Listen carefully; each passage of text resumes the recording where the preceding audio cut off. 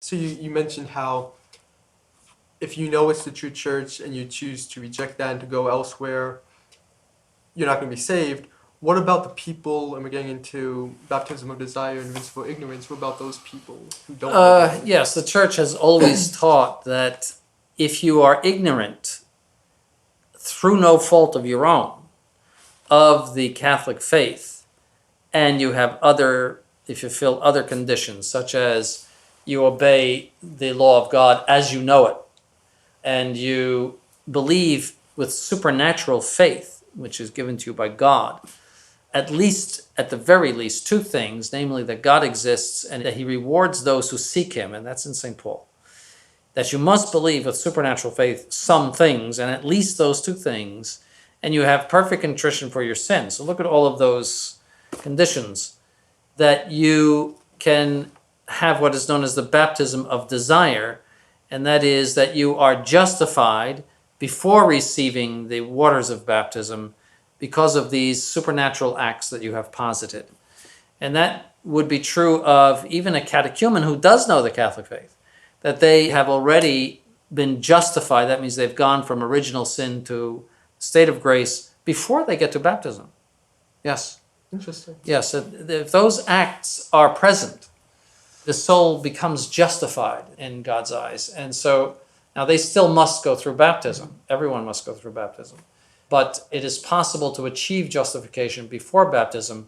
And if you are ignorant of the true faith, you are considered to desire baptism implicitly because by the virtue of charity, which is infused in your soul, you implicitly desire to do anything that God commands. See, so that's the baptism of desire in a nutshell. And the church has always taught this.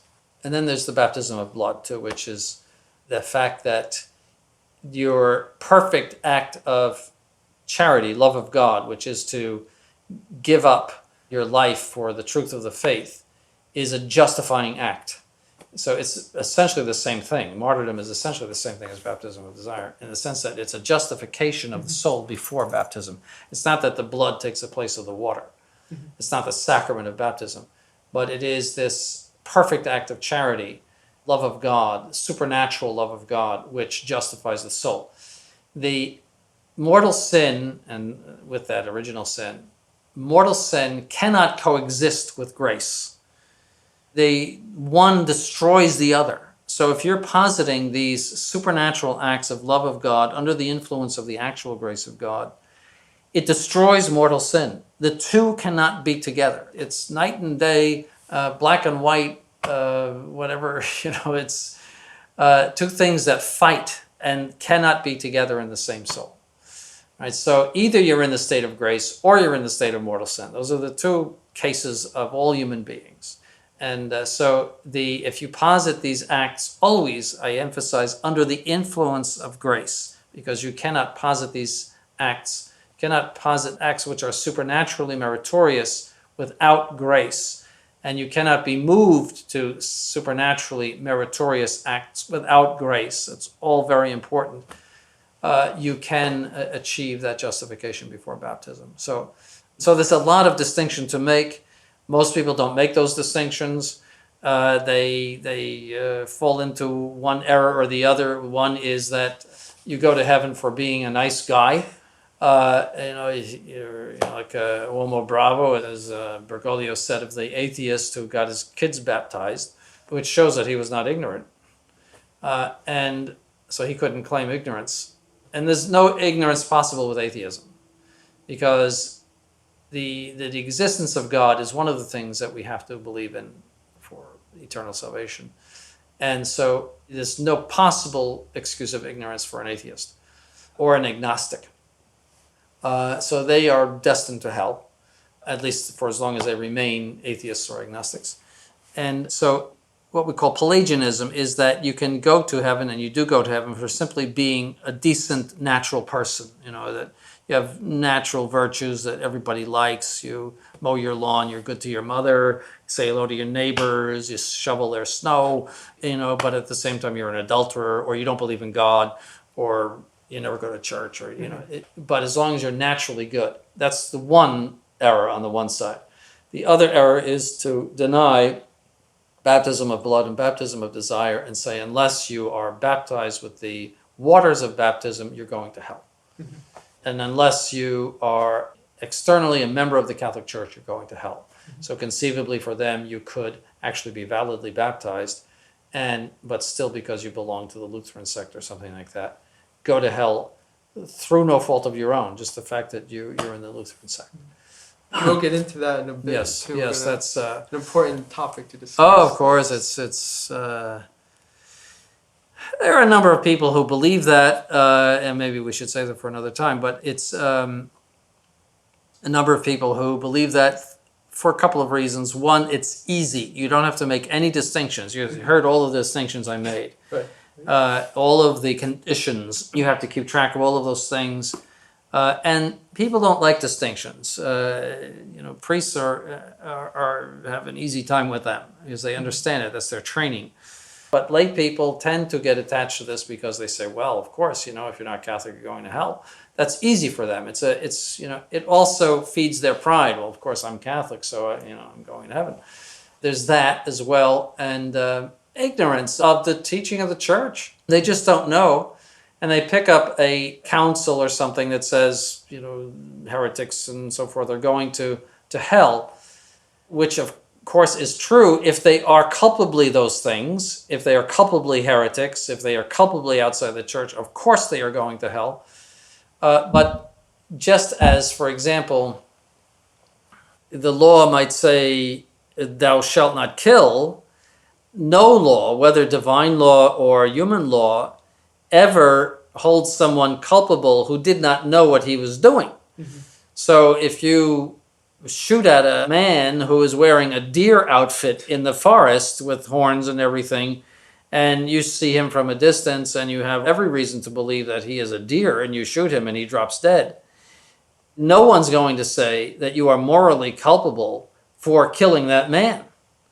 So all law has that proviso. Whenever you see something like that this is the law, that if you do this, then you go to jail, you're electrocuted or whatever, has that proviso that if you don't know what you're doing, you're not held responsible. Right. So, for them to cite those things is kind of ridiculous, because it does not take into account the lack of culpability. And Pius V condemned the notion that was being put out by the Jansenists of the time. They weren't Jansenists yet, but it was the beginnings of Jansenism. Mm-hmm. The idea that those who have never received the preaching of the gospel and who are unfaithful, that means who do not have the faith, are culpable of their infidelity. He condemned that doctrine, which is part and parcel of those who deny baptism of blood and baptism of desire. That means the person in the bush, we might say, who has never heard of the gospel, like these tribes in Brazil that have never mm-hmm. seen an airplane or something, if they don't know about Christ, that is a sin that they don't know about Christ. That's condemned. And St. Thomas Aquinas says that those people will not go to hell for that reason. They will not go to hell for infidelity. They could go to hell for another reason, but they will not go to hell for infidelity because it's not their fault. So this is supported by teaching of the Church and by the doctors of the Church. It is universally supported. Mm-hmm. So, but that's maybe, as we said, another episode.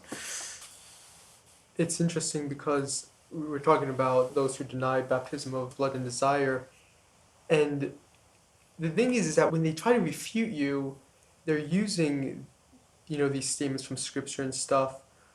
So what they're saying is real. They're pointing out the necessity, but as I remember reading in one book, it's only one piece of the puzzle. They're failing to miss, as you said, all throughout the centuries, there's mm-hmm. quote after quote after quote for mm-hmm. baptism of blood and baptism of desire. And even the Council of Trent, correct me if I'm wrong, correct. Discussed this. Yes, it mentions baptism of blood and baptism of desire in its teaching. Yes, it does. And then they come back, well, it's not infallible or it wasn't defined and all of this stuff. That's another one of their false teachings, is that you're not obliged to accept something unless it's defined. That's mm-hmm. false. And you would have to consider the following people heretics if you denied baptism of blood and baptism of desire. Saint Augustine, Saint Ambrose, Saint Thomas Aquinas, Saint Robert Bellarmine, Saint Alphonsus Liguori, all of them doctors of the church. They would all have to be heretics. And I've heard them say, yes, they are material heretics. They're material heretics. I mean, just to mention a few, every Catholic theologian before the council, every single one teaches the same thing. It's in every book. I mean, are all these people wrong? Do they all get it wrong? Just these few people who follow a priest in Boston in 1949, they got it right, and he got it right. Mm-hmm. I mean, you know, they're so bold about it usually, and they know it all, and they claim that it's some invention of the 19th century, which is absolutely false. St. Ambrose said that Valentinian II died justified because he desired to be baptized. He died, he was murdered before someone could bring him the waters of baptism. And that's what St. Ambrose said. I mean, there you have it. And St. Augustine is explicit about it. So, all of those people are heretics, I mean. There's even canonized saints who this applies to, right? I mean, Yes, St. Emerenciana for one. Yeah. Yes, and if we believe what they say, St. Emerenciana was slaughtered as she was praying at the tomb of St. Agnes. And it says in the Acta Martyrum, the Acts of the Martyrs from the earliest times, that she was baptized in her blood. And if we denied that, that would mean that she went from piously praying in front she was a catechumen, piously praying in front of the tomb to go straight to hell. She went shooting down to hell immediately because she didn't manage to get baptized by water. You would have to believe that, and that the church has been wrong all of these centuries and centuries for canonizing her as a saint. I mean, if you want to believe it, I would say you're crazy and that you should see a psychiatrist. They get out of that by saying, oh no, well, there were Christians around and they baptized her before she expired. So there was a pail of water there, and where do they get that? Yeah. Is that in the Acta Martyrum? Why does it specifically say that she was baptized in her blood in this very old relation of what happened to the martyrs? These are from the early church. So, well, there was a pail of water and they baptized her. Mm-hmm. There's others too. There's others. I just can't think of them right now, but there's others that are.